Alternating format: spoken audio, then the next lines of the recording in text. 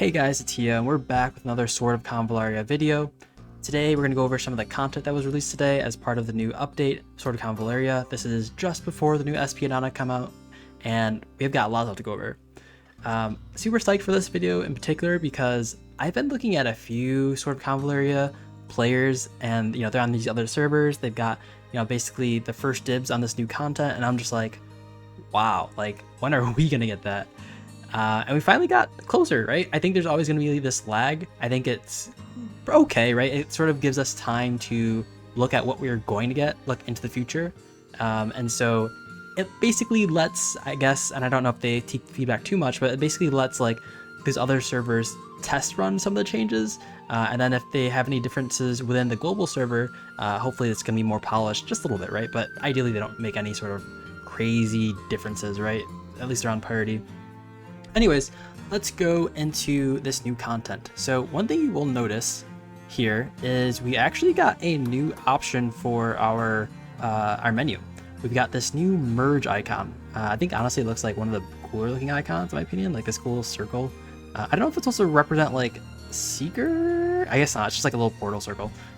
Me thinking about it too deeply. Anyways, this is like a particularly useful menu. Like, for those who don't know, for a long time, I mean, you should know if you're watching this video, but for a long time, if you get these older mats, I don't know what the rarity is, but they're less rare to the right they are to the screen, right?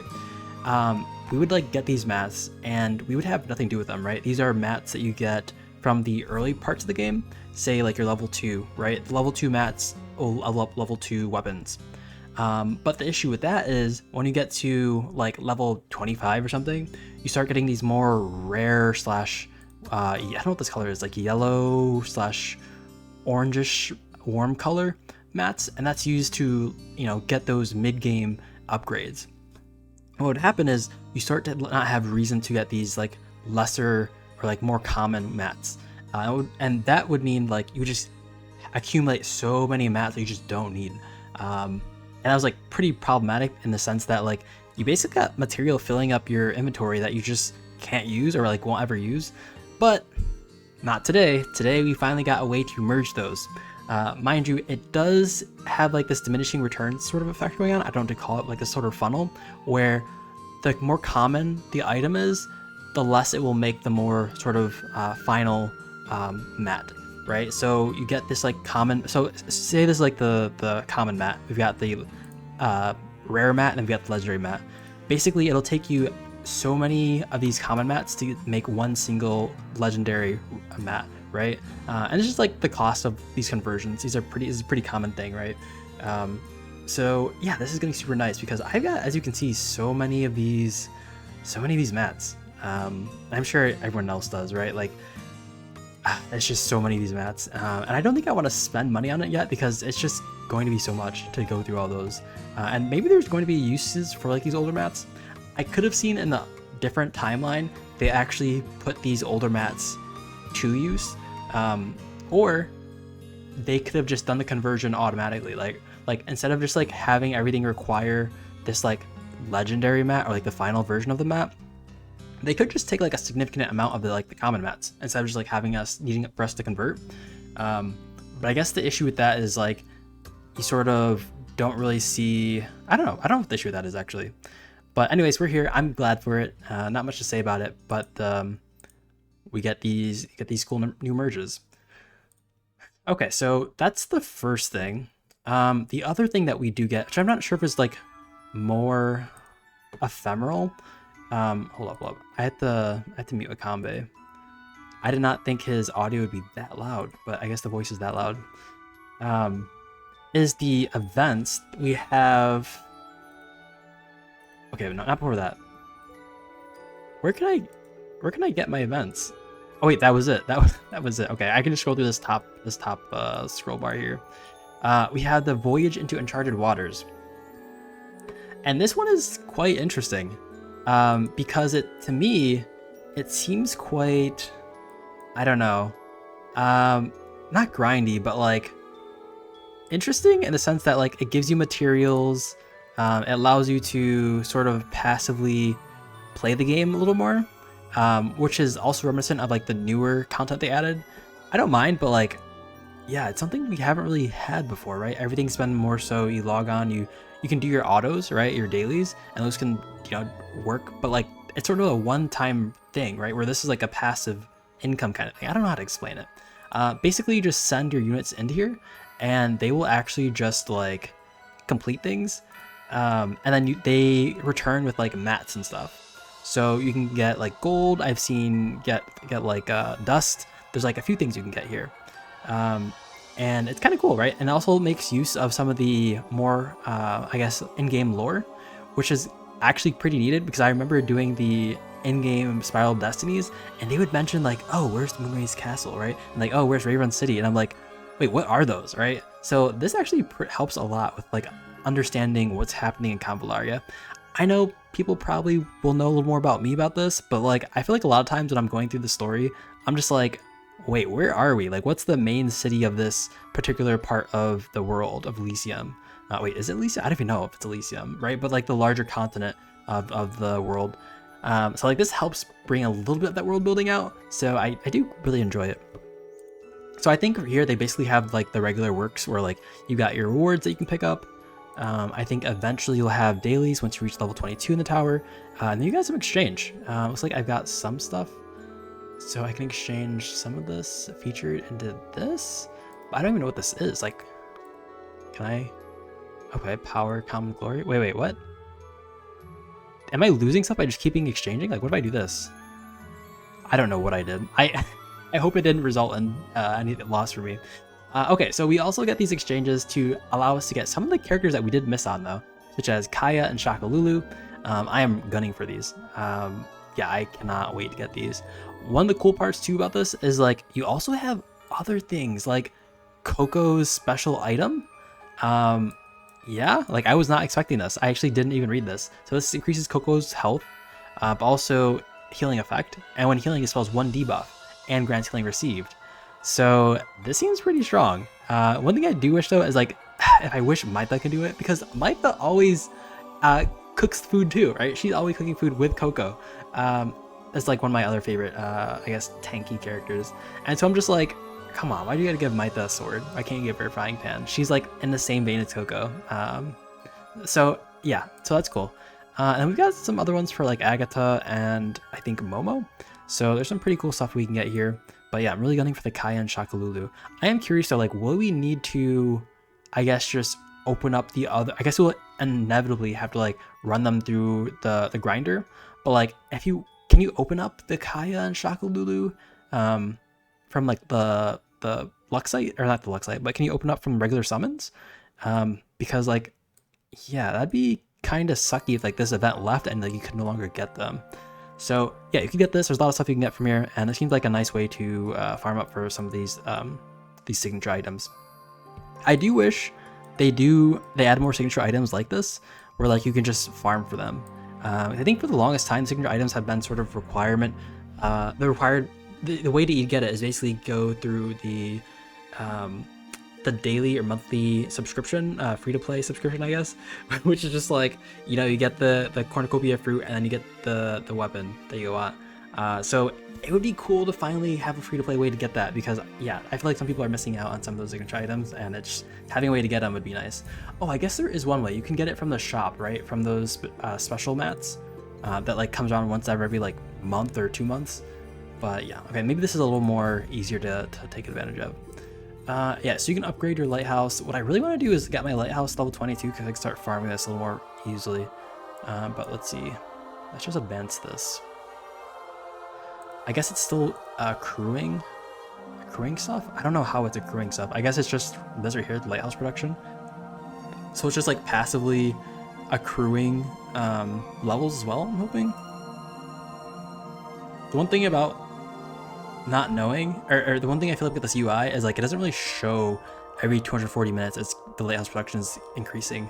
It's just sort of like, yeah, that's what it looks like. It's not like a slow accumulation. It's like one probably big bulk dump. Okay, and we're also gonna just add characters to our logistics bonus. I'm guessing you add the largest character, or like the highest rank character there. I'm gonna add a Kanbei because my goat. Okay, so that's basically it about the Expedition Pioneer season. I think this is like a reoccurring event, hopefully, but yeah, this is like a really kind of neat or different passive sort of event that they started doing, or they're starting doing here. That sort of also takes advantage of the lore, I guess, of sort of Convallaria. And Voyage environment unlocks the day after the house reaches level 22. Okay, so it looks like there's also a Voyage environment, so we're probably gonna do some like fights or something, hopefully. Okay, so that's the other thing. The other thing that we do get is the Ascensions. We've got Ascensions. So these are level 13 abilities that I think all characters can get. They can at least get a default one, and then they can also get a special one for some of the currently new, the currently like liberated characters. That is, as in they're going to start releasing new abilities for these characters. And I kind of view this as like a patch, right? Like some of these characters I feel get like, they sort of get stale, and that like their power level isn't to what it needs to be in order for it to be playable. And one of my thoughts was like, why doesn't XD just like put in buffs for characters, or at least like lower the amount of damage some characters are doing? And I'm just like, they don't. Like they never do, I feel like. One thing they do, I think sometimes though, is change the I guess bonus, or I guess detriment of the roll counters, or the roll counter damage. And that like I think then they changed like, oh, if you're a seeker, you do more damage to like destroyers. Didn't they like update something like that? But I digress. I wish they did something like that, but I think this is also an avenue to buff those older characters such that they're in line with the newer characters, and you don't feel like you're using an old, outdated character. Okay, so these are the Ascension skills they've added. They've added quite a few. At least these are the first ones they've had so far. I think in the like Taiwan server they have a few more that we're probably going to get, but like as of now these are the ones that we get. And there's quite a few of them that I'm kind of interested in. To be honest, not too many here. Actually, I'm not sure if this... Oh, this is Iggy. All right, this is Iggy. I don't have this character. I don't have Iggy. So yeah, that's kind of unfortunate. Okay, so we have Shield of Iron from Tiden. So this is a level 3 effect, is attacks inflict piercing damage equal to your shield. Other can be triggered one additional time. So this basically makes him a, I guess, pseudo damage dealer now. I mean, you kind of just run the same sort of setup, right? The only difference is like you want to make sure you have a large shield, so that's why you're like doing crazy damage to some of the squishy folks. I guess it's okay. It doesn't strike me as like that interesting or like that strong, because for example, can't you just like, oh no, I see, and cannot be interrupted when triggering alert. Oh, alert can be triggered one additional time per round and cannot be interrupted when triggering alert. Wait, that's actually kind of confusing. No, that's actually it's quite straightforward. It says he can't be interrupted, so that's kind of interesting. I assuming that he was interrupted before by like just dispelling his alert status or something like that.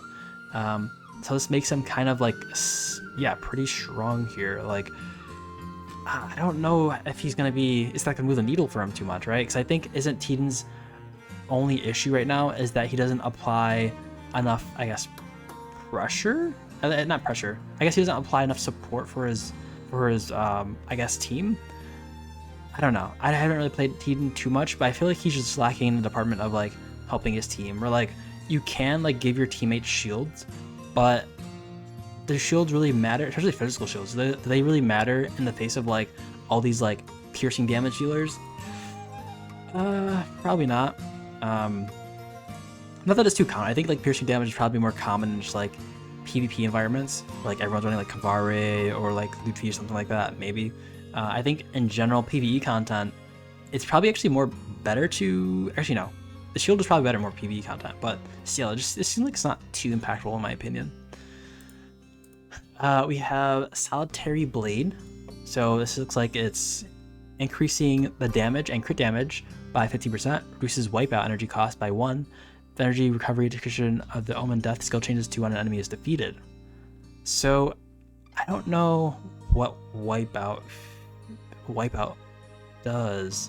Let's see, we can actually just check real quick.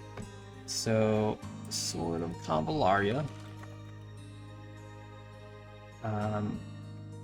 Coal, wipeout. Or just put in coal actually. Sword of Convallaria, coal. Okay, so yeah, so Cole's ability, Wipeout. A powerful skill that deals high damage plus ignores assists. This also grants dodge if enemies defeated. Cole wants to finish off enemies and act again. You generally want to equip this high damage skill. Okay, so it's a way to, I guess, deal more damage with Cole. I'm sorry, to reset Cole, so that way he can sort of chain attacks when an enemy is defeated. Yeah, I mean, it makes sense as like a Seeker. He wants to get in, deal damage, and like sort of go stealth. This honestly feels pretty strong. Like, I think this kind of makes Cole particularly interesting in the fact that like increased damage, increased crit sounds really fun for like a solo playstyle. Like, I'm imagining you go into a map with only Cole, you run your like your Maverick Cloak or whatever, and you literally just try to wipe out the whole map with just Cole. Like, that seems kind of fun. That seems like some Metal Gear Solid type of gameplay.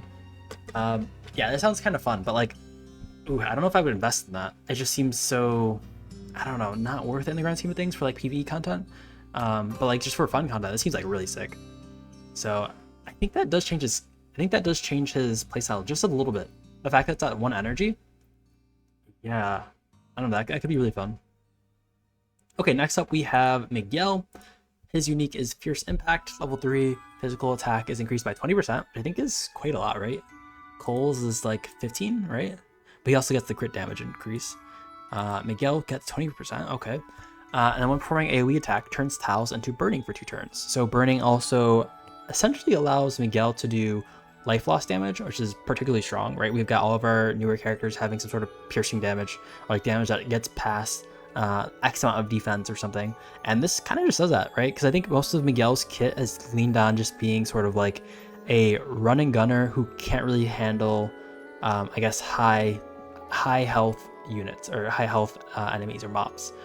This sort of allows that. I think it's really cool. This is like one of the reasons why I ran like Flame Sorceress, is because she can apply burning. Now that he can apply burning, honestly, this kind of puts him on the map just a little bit. Yeah, it's also, the burning does allow him to kite just a little better, because when you're on burning tiles, you do lose that 0.5 movement. So actually, this is like a quite interesting buff. This kind of allows, you know, that sort of kiting playstyle a little bit more from Miguel, but I think the other issue is, if you want to play like that, you don't have enough energy to generate to keep on doing that, right? I guess his auto attack, does his auto attack actually deal AoE damage? I think it does AoE damage, but it doesn't like, wait, does it apply to tiles? Wait, when performing AoE attack, turns tiles into burning for 2 turns. That actually would be interesting. If you can burn the tiles with just his auto, that could be interesting. That could be very interesting. But yeah, I think this is like a big buff for, I think they're all generally going to be big buffs. Some look more interesting than others in my opinion, but like, yeah, the Cole and the Miguel one seems pretty good. Seems pretty good. Okay, next we have Xavier. Reduces the cooldown of Spear of Iria by 3 turns. And then when speed is increased by 100, or more compared to basic attribute, damage dealt is increased by 20 and damage taken increased by 20. Okay, I think Spear of Iria is the ability to do like AoE, basically AoE spear attack from him, right? So I mean, that's pretty good, right? Because doesn't he have ways to reduce cooldown further? So he can just like spam this as so far as he has like the energy for it. It's not that bad. I guess that's like more of a, clash sort of effect though, right? Like you're not particularly spamming that often, but I guess in Clash, like when the enemy AI autos it, it's particularly good because everyone's sort of lumped up together by default, especially in like that one castle map. I don't know if this one is that interesting, but like it could be a free Clash winner. Not that maybe you should be taking Clash that seriously. I don't know. This one's a hard one. I don't know. Okay, Iggy. I don't really play Iggy, so I don't know because I don't have Iggy yet. But ignores block for level 3.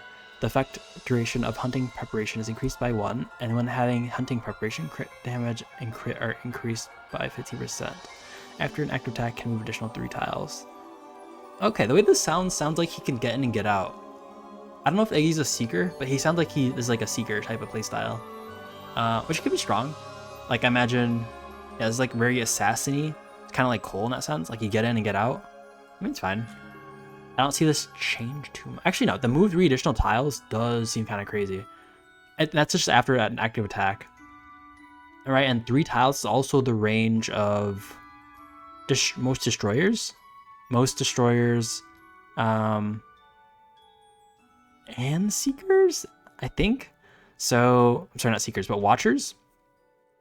So this could be good against them. I'm trying to think, like, but what other abilities do you have? Like, does he have any instant ability? I imagine if he has an instant ability and a ranged ability, and then he goes in on a seeker or something. I guess the seeker has mostly range, so I'm trying to see if this affects his playstyle. I mean, of course it affects it but like the move 3 additional tiles, it sounds pretty crazy. I guess it allows him to hunting preparation again. I have no clue that ability does. Yeah, I guess I'm just gonna have to pass on this. I don't know what Iggy does. Okay, so next up we have Raging Winds from Rauya. Level 3 active skill, ignores block, okay. When having Tipsy, attack and crit damage skill multiplier are increased by 15% and damage taken is reduced by 15%. I don't know if skill multiplier increased by 15% impacts like her kit, because the other times they say like crit or crit damage or attack, it's usually been in context of just like increasing it, right? So like this multiplier, is it multiplicative or is it like still additive here? This could be very strong depending on like what exactly this multiplier means here. And 15% damage isn't too much to snooze at. This doesn't really change her playstyle. I think she just goes in whenever people have like debuffs and just smashes them, just smash face. But like this is also like particularly good, right? If you're going against like someone who just needs to die. Like this is my unit that's like, okay, I've added so many debuffs, just like passively like they will just die based off of the Rauya signature ability, which I can't think of off the top of my head. Seems okay. I mean, it seems like the strongest of them all in context of like taking out a single target. I'm just like, is that interesting though? I don't think it's that interesting because you're just like literally doing the same thing over and over. Like it doesn't really change the playstyle, but it's very strong if it's just skill multiplier, which is I guess on theme with Rauya, right? She's just like the big buff lady. So yeah, I mean honestly, out of this batch here, my most interesting picks would be like Cole and probably Miguel. I think Rauya could be very strong though. Like I would not sleep on Rauya. And I'm not really sure about the other ones though. The other ones, it's probably because I don't play them too often. I had to play with Tiden a bit, but his playstyle to me seems like it's lacking just a little bit. And I don't think this new change has helped him that much. So, but maybe I have to play him Alert. I don't think I played him much with Alert. It's just like, yeah, I don't know about Tiden. Anyways, let's get to the next one. Let me know what y'all think about these in the comments below though. Like, I have no clue like if Iggy's or Xavier's are that good or even like Tiden, but I feel like the other ones are gonna be pretty fun to play at least. And it does change their playstyle just a tad bit where it's like, yeah, I want to try that out eventually. So yeah, that'll be cool. Okay, next up we've got some other ones which I think is going to be more my style in regards to like how I think they're gonna play. We've got Guzman. So Abyss Echo, level 3 effect, AO damage increased at 40%, and when using skill Lives Devouring, cannot be interrupted and gains taunt, and skill cooldown is reduced by 2 turns. So I really like this ability because I think Guzman is one of the only defensive destroyers, and that the way that you build him probably is going to be more tanky. I think Momo is kind of like this in a similar vein. I think Guzman takes it a little bit further, and having the ability to gain taunt here means that they're going to bring him down lower, which I think is generally where Guzman wants to be, right? He wants to have like lower health, so that way his abilities do a little more. I think this is like right up the alley, right? The fact that like Lives Devouring can't be interrupted and gains taunt, that's gonna pull out aggro. Like I'm thinking like Pamina. I think a lot of PvP players play Pamina because she has that taunt. And now if you add that taunt onto Lives Devouring, isn't Lives Devouring what I'm thinking of? Isn't it the huge AoE, right? Lives, hold up. Sort of Convallaria Guzman. Like I think if it is, it might put him on my roster, right? Of like playable tanks. Like right now I switch between like Maita and Coco a lot. I know there's some other ones that you can play like Layla, but like having a destroyer tank seems pretty interesting. Gosh, I just butchered the word sword in my Google search. Okay, Sword of Convallaria Guzman. Okay, now let's look at Lives Devouring. Okay, so he's an off-tank bruiser, they even pointed out. So let's see. They didn't put this ability as a recommended ability. Interesting. I guess why? I guess because people play them more like offensively. Hold up. Coercion. Lies Devouring? It's the level 11 skill? Yeah, isn't this the AoE? Oh yeah, it is the AoE. Okay, I was right. It is the AoE, and it has lifesteal. So like, this is going to taunt people, and it's going to give him lifesteal, and they're all going to be bunched up. This honestly sounds like a good candidate to putting him in a team is like a good way to like add more AoE to your team because he can just group everyone up, and the range is pretty far. It's 4 tiles. That's kind of insane. If you can like get him in there, like in the midst of the enemy team or a bunch of enemy units, like that seems kind of nutty. Seems kind of good. But like, if you're only a Guzman fan, you probably want this because like the investment of getting Abyss Echo, that's pretty deep, right? Like, yeah, I have to do more research on Guzman because I'm just like, that's kind of interesting. Like, what is the playstyle of Guzman where like you can allow this to happen? Because my understanding is like most destroyers are gonna be slow, and so like if Guzman can't really get in that deep, and maybe you don't even get in that deep, right? Like he's an off tank, so you don't want to be too deep in there because then you'll be in a situation where like the range folks are gonna kite backwards and you're gonna be taking damage from everyone, and you're not gonna be able to get close enough to the range units, right? Like I think you still need support from your back line, like your healers and stuff like that. Yeah, so that's interesting. I think that's interesting for Abyss Echo. Okay, next one. We have Rumble, level 3 effect from Barrel. Increases damage by 15% when attacking characters with Scorch or Ignition. Damage increased by 15%. Effects can stack. Oh. Effects can stack is an interesting add there. So when attacking characters with Scorch or Ignition, damage increased by 15%. Okay, so Barrel can apply Scorch, but not Ignition. But this still impacts units that have Ignition on them. So a Luvada plus Barrel team, that sort of works well. I like how they tied that in there, right? That's like student and master kind of vibe there. That's interesting. But the fact that it can stack means, what does it mean? When attacking characters with Scorch or Ignition, damage increase by 50%. Oh, I guess you have to have Scorch and Ignition? Otherwise, it's like a flat 30%, right? If they have Scorch, that means you get the 50% damage increase from the ability, but then you also get the 15% damage increase from having Scorch, so just 30%. So I'm wondering if they do have Ignition, that means this does another 15%, so it's gonna be 45 total? It's a lot. It's a lot for sure, but like, oh, I feel like this one's lacking too. Like, it's good damage, and I think Barrel can use that damage because she does have a lot of AoE abilities. It's just like not particularly interesting in my opinion. It's good fun though. It could be really fun, and like you're just like nuking the whole team with her AoE. I don't know. It just doesn't seem that particularly interesting. I mean, Barrel, she's got a fun kit, right? She's got her random RNG like utility ability. I think is kind of fun. And then like you just like blast people with your other abilities. I mean, she's already like a pretty fun character, right? With her RNG and her skills and her ability, her trait. This one doesn't seem that particularly interesting in my opinion, which I guess might shock most people because actually maybe it won't shock most people because like the way that I play is definitely more slow / conservative, right? I play a bunch of tanks. To me it feels like most people don't play like that. I don't know. Cause like I love my Maitha and my Coco, and Maitha's coming up, so we gotta talk about Maitha. Leave It to Me. So passive level 3 effect increases attack and defense by 20%. The healing effect dealt is increased by 40%. Actually, after casting a skill, reduces all cooldowns by 1 turn. Can be triggered up to 1 time per round. This is interesting because basically for a long time I've been wondering like, how does Maitha step up with Coco, right? Like I think generally speaking, Coco offers a lot such that like Maitha just is always outshined most of the time.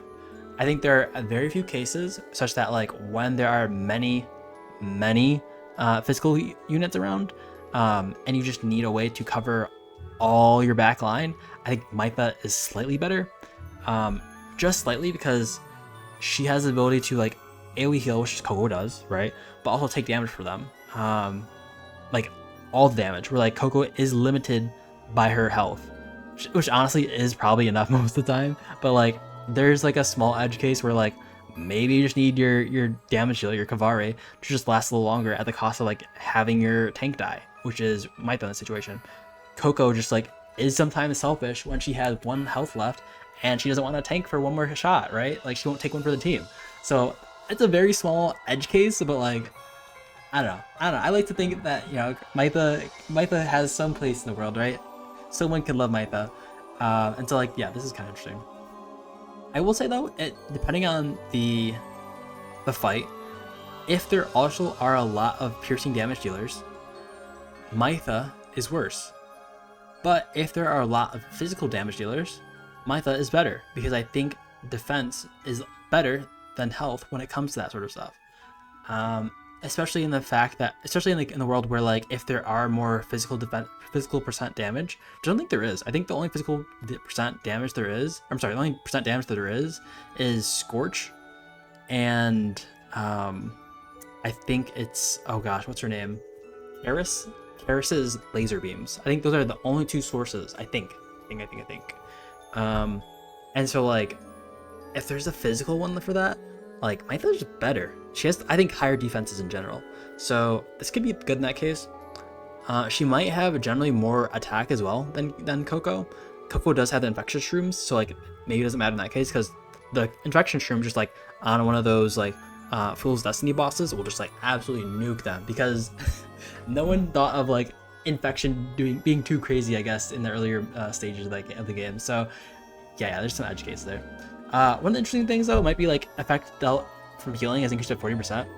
That makes, I think, a lot of her abilities just like heal more, which I guess is effectively more of a defensive stat for her because she heals herself and her team around her. So this could keep her on par with the heals. Also, her passive is healing, so this like gives you a lot of heals. The only issue I think now is like you have a lot of heals, but like what if you got healing received, right? Like you need ways to dispel some of these buffs, or dispel some of these debuffs that you have. And there are ways around that. Right? There's that Nocturnal Glow that you can put on Mytha, which increases your attack and defense. So like you can apply that with Mytha with this, and honestly, it's like seems pretty solid. On top of that, you could go the route where you play Mytha in kind of a super tanky role, where like she's running the bandage. She's running her AoE heal spell and her defense spell, and then she's literally just like bandaging every other turn, like a free 30% health every turn. It's an instant too, so she can literally do both, right? But like also her bandage is based on a cooldown, and so she's just like kind of a healer at that point, a healer and a tank.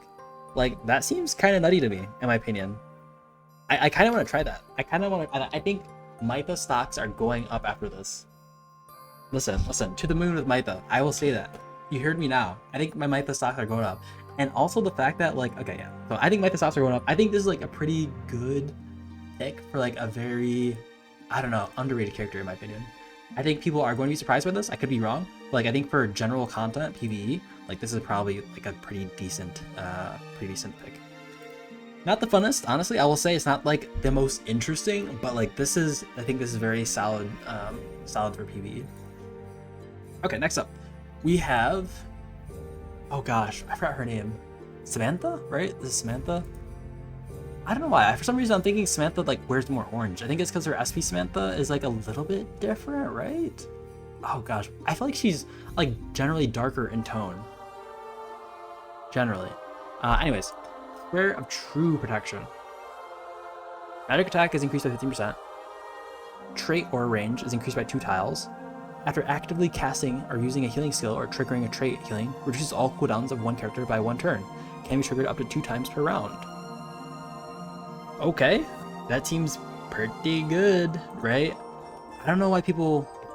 I guess the other reason I don't know about is like, why don't people play Samantha, right? Like, let's just go to Samantha real quick. I'm thinking like, why don't people play Samantha? Doesn't she like heal a lot? She can heal potentially like off turn 5 times equal to her magic attack. And I think most of it, if it's like 5-star, it's like 50% of her magic attack. So she's healing like 250 across the board, like every round in theory. Isn't that a lot? I mean, it's like, you just need a tank to heal that much up, right? Okay, where is Samantha? Here's Samantha. Okay, what is she doing? Healing is increased. She consumes one energy to heal them. At 5 stars, does she not use energy anymore? No, she still consumes at 5 stars. Healing is increased. Heal on 50% of her magic attack. Yeah. Okay, her 5-star doesn't seem that interesting. But like, she's healing like a lot, right? But what we do need to know now, we need to ensure that her abilities that she is using, is based on timers, right? And not like energy, because she gets cooldown reduction. So Sacred Sanctuary, this could be honestly be on 100% cooldown, right?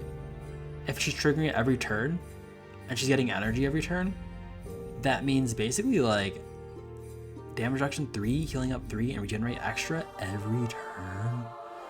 Seems really good.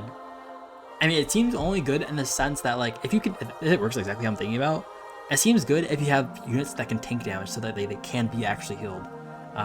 Seems pretty solid. The other ability I have on her is Radiant Stamp.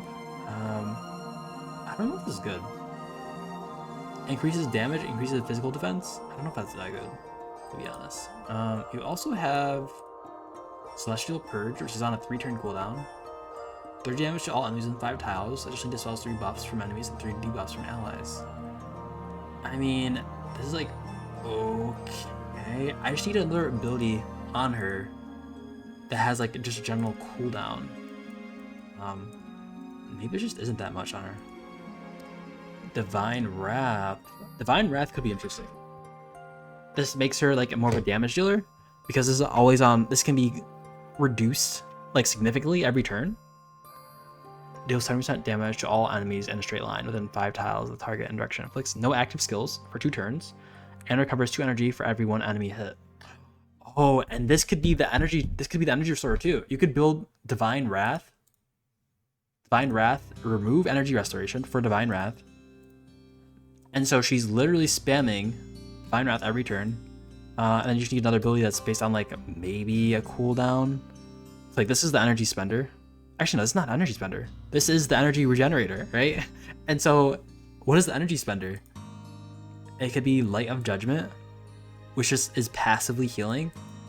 And then you probably want to keep, I don't know if you want to keep Sacred Sanctuary, unless you're honestly looking to be like a heal Samantha. I'm thinking like a off damage heal build where like you run Light of Judgment, Divine Wrath, and then something like Light of Celestial Purge.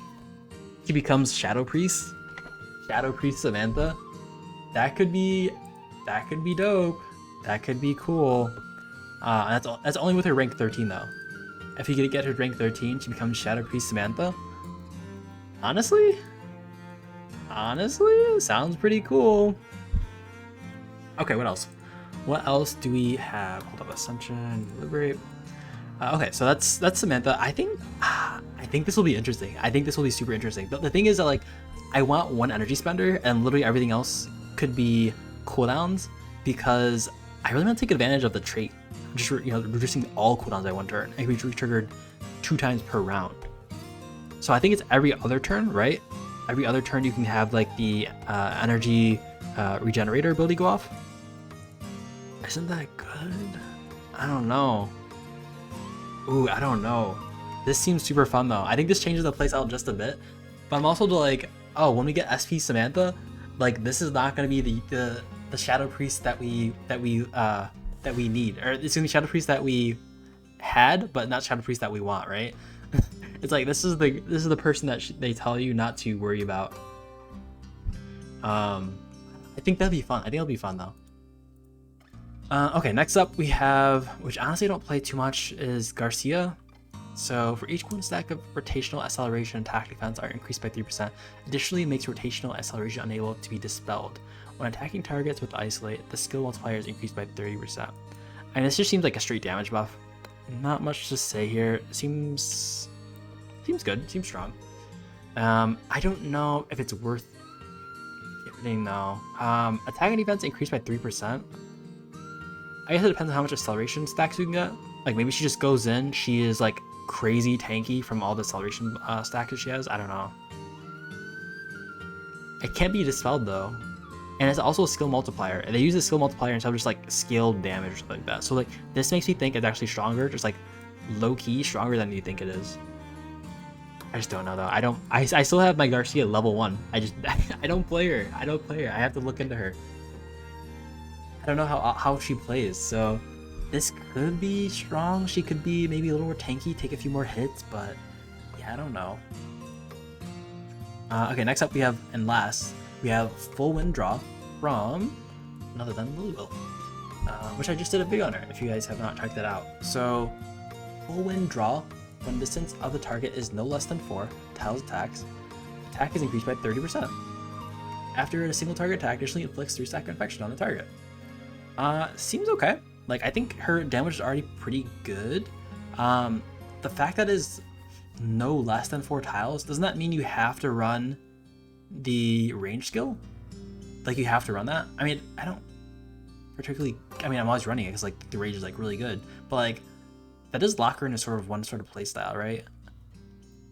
Like, if you wanted to go full infection, I guess no, because you can run the abilities that have increased range, and it sort of only triggers on the abilities then. It makes those abilities more nuky. Like, the increase by 30% is, like, pretty good, right? Target isn't less than rubber stuff. I don't know, seems okay. Okay, after a single target attack, additionally inflicts 3 stacks of infection. I think is a really welcome change, because I feel like her damage is reduced just because she does have infection in her kit, so it's like sort of compensated to increase your damage in that sense. I think this is nice. I think this basically means that because it's halved every time, I think before she literally only applied 1 single infect, unless you're using her ultimate. Like, this means she keeps her stacks on the unit, so like her stacks will infinitely stay on. I think that's a good thing. That's like really strong. I don't know if that changes though for her. I mean, she becomes a mainstay for infection builds, but other than that, I don't think that changes much else, right? Like, you can still use her without infection build. I think this is like a nice add-on. The one thing that I do hate though is it's after a single target attack, and her Aeolus signature ability applies the effect after or before I guess before this infection is applied. So yeah, that's kind of unfortunate. I wish it was before the single target attack, so that way it does the extra damage there. That would really push it, I feel like. I mean, it's not bad, right? I don't know if her signature attack removes it, the infection stacks. I don't think it does. But yeah, I think it's like a pretty solid update. Pretty good buff for her. Yeah, but I think that's mostly it for the new Ascension skills. I think they're pretty solid. Like I said, I'm personally stoked for a few of them, but like realistically, I just don't know if I have the mats for all the ones that I do want to do. So it might be a tough one for me. I do want to try the Samantha build if I really could. I mean, maybe there are ways to do it, like even now, that sort of offensive Samantha strat. But like, this seems really fun for me, in my opinion. The Prayer of True Protection, like the Samantha and the Mytha passives. Honestly, I'm having fun with them. Samantha seems a lot more fun, but I think the Mytha seems very solid for her use. And then for the other ones, I'm really looking forward to Cole and Miguel. I think those will be very interesting playstyle, in my opinion. And then Rabia, I think it'll be strong for sure, but it just seems strong. I feel like add too much to the gameplay. But yeah, anyways, let me know what y'all think in the comments below about these new Ascension skills. That would be very cool to see like what exactly is happening here. Yeah, because that's really sick. I do think the Guzman thing though, this is also low-key pretty interesting because this pushes him more into like an off-tank role. Like this is like an off-tank bruiser. He still isn't significantly maybe as similar to a defender, but like he plays the defender role for a destroyer. I think that's particularly interesting. But yeah, let me know what y'all think in the comments below. That will be really cool to see what other folks think. Okay, anyways, let's go to how do we exactly get those abilities. So there's 2 ways, I think. Mostly is like getting these mats that you get from the Stellar Pioneer. This is also available from the, I think, daily events tab. So like if you go here and you go to your events, you'll see that you got your dailies. I've not done all my dailies yet. And then to the right, you'll see Tower of Conquest and Pioneering Odyssey. And yes, Pioneering Odyssey here, you'll notice that we get Stellar Pioneer and Pioneer Challenge. And Pioneer Challenge is where you get the mats to push to your units that you want to liberate. For example, you can see we go here and we get like all these mats of Badge of Hopes. And the good thing about that is though, literally, I think this is the more interesting one because you do get the Mytha and the Samantha. And then also like Loki, Guzman, and Lewil, but like Mytha and Samantha are both in this one, so I'm like really happy about this one. And with the new rewards, this actually, one of these picks come for free. Like I think you literally, I won't show now, but I think you literally get like Path of Hope and Path of Piety. You get one max rewarded unit for free, just based on like doing those rewards. So like that'll be pretty cool. That'll be pretty fun. Okay, and then what else do we have? We have Badge of Piety. Badge of Piety, we get Miguel and Cole. I'm very much looking forward to Miguel and Cole. Other ones not so much. So yeah, that's really cool. Okay, and that's it. That's basically, I think these are just challenges you have to do. It's gonna be a very sort of not tedious process, but like, I mean, in my opinion, it's not gonna be tedious. But like, you're gonna have to basically clear these all the way up to 125. I guess the 12th challenge.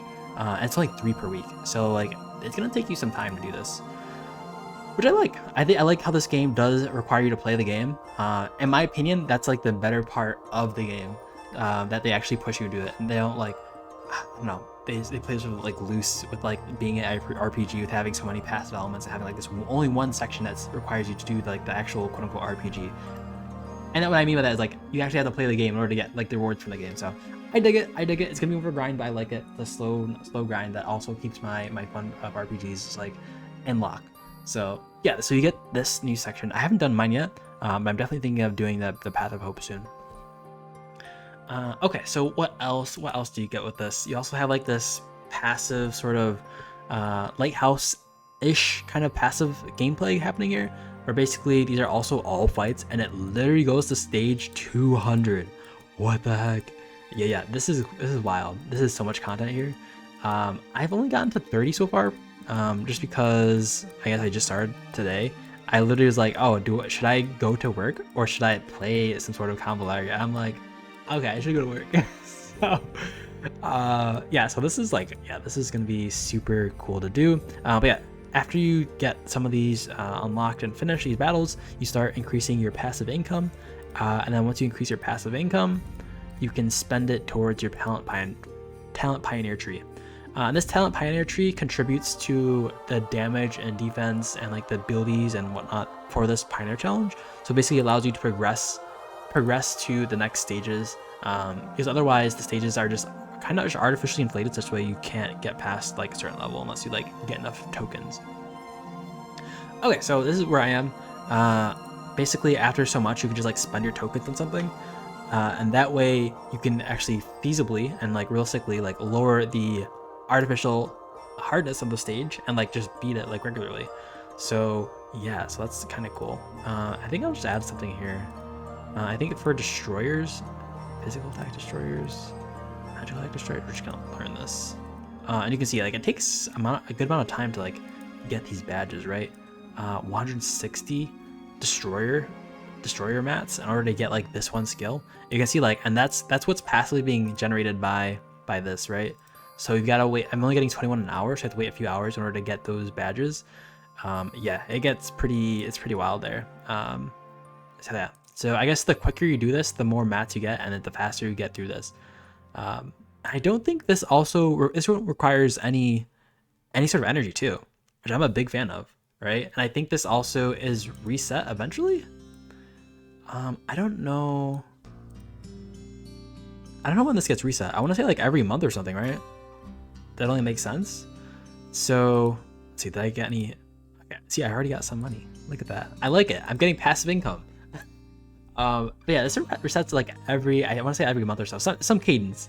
And so like this is like a good feel. This means like, yeah, like it keeps me preoccupied for sure. But also I'm not saying no to any other content they do add. I am curious though, how are they going to add more, I guess just like more difficulty without like artificially inflating it like this. I'm curious. You can add more like buffs and debuffs, which I guess is what we get from like new characters. But like I don't see those new characters really added to a lot of our content. Like I think these characters are sometimes added here. I had to double check. I don't even remember. But like, yeah, having more debuffs and like ways to like add more buffs as well, more RNG to like our cycle of like attribute debuffs or like just buffs could also add some difficulty there. And that like you want to really sort of think about sort of, I don't know, your roles and like the buffs you get. It's also like, I guess everything's sort of artificially inflated, but like, I don't know, there's something to be said there, right? Like, is this really the only way XD can increase our, I guess, difficulty? I don't know. I do wish they do add more like live PvP matchmaking though, because I think that will make the game so much more interesting. I really hope they do, because that way we can, I don't know, we can get like, I feel like that would push us towards having a more balanced future on like, oh, maybe we should nerf some of these like high damage dealing, piercing damage, life loss units, right? Like they need to be knocked down a peg in order to, you know, ensure that people who are using them are having a difficult enough challenge and not just like spamming piercing damage, and also like ensuring that they're in line with like other damage, right? That they need to be like, there needs to be some trade-off for doing this much piercing damage, and like having PvP would allow that because they would have stats on like how much is a unit doing and how much should it be uning, stuff like that, right? Anyways, I won't go into that again because I did a whole video on that. Yeah, so that this is the Stellar Pioneer, so pretty cool. I am definitely psyched about this. So we have, I think that's mostly it for the content. Oh, they did add one other thing which I didn't go into yet, which is a damage report talking about like, I guess, numbers and stuff like that. They added damage report. So one way you can do it, we're gonna go back to the old and true, the Teeden stage, the Teeden level. I do love my Teeden level, not gonna lie. Honestly, the Teeden level is just like it's just like a very well designed level in my opinion. It's like very straightforward. You literally get to the content immediately. There's no need to walk. Okay, I had to restart the clip because I accidentally just like passed through the damage report. So I might just have to like damage them again. Kind of unfortunate, but hopefully it won't take that long. Basically, before I had passed the damage report, I was basically just like I wanted to go over like, yeah, these units are just like dealing good amount of damage, even though they're sort of like quote unquote over, I guess, power creeped. Like I won't go over it in depth, but like, yeah, they're still doing a good amount of damage. Okay. I'm also curious at like if Luffy and Akambe's kit, like all their kits are accounted for in the damage reports. So we're just gonna like go and try to deal damage with them in their own particular ways. So we're just gonna like spawn some dudes here and just Beyblade. 20k damage, kind of wild. Okay, and then honestly, just get in the back line here. Wait, is he attacking me? No, he's not attacking me. I mean, that being a Seeker is also a problem. I probably shouldn't be that close to him, but he does have just like infinite range. Maybe it just won't matter.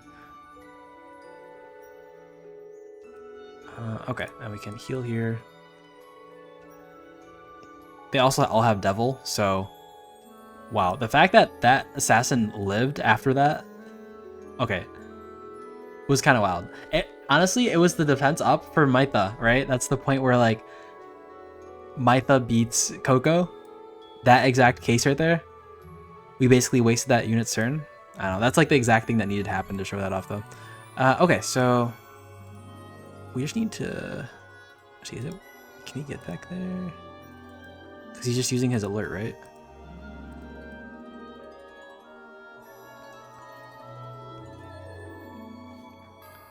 Okay, whatever. And then I think we just want to. We don't want to deal damage with our non-assassin attacks, so we're just gonna buff.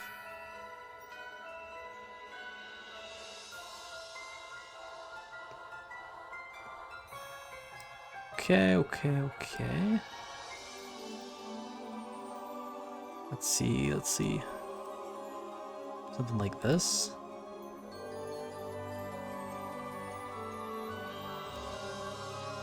everyone's just like passively doing so much damage. Like, I feel like you would not generally expect this much damage out of like Afra or... Okay, that was also 11k from Ludwig. That's from the life loss. Okay, we're gonna be over here.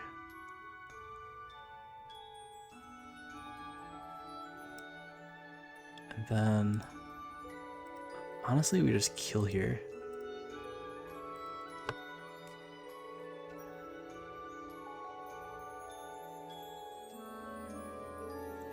Okay, so let's look at the damage report. Wow, wowzers. Okay, so this is interesting. One thing that we are noticing is Akambe does no damage. Huh, makes you think. So unfortunately, he's not accounted for properly in the damage report, which is kind of annoying because like, how do you know Akambe's doing his worth in a team? You can kind of just show it off on the, I guess, damage report on the top right, like at the end game damage report.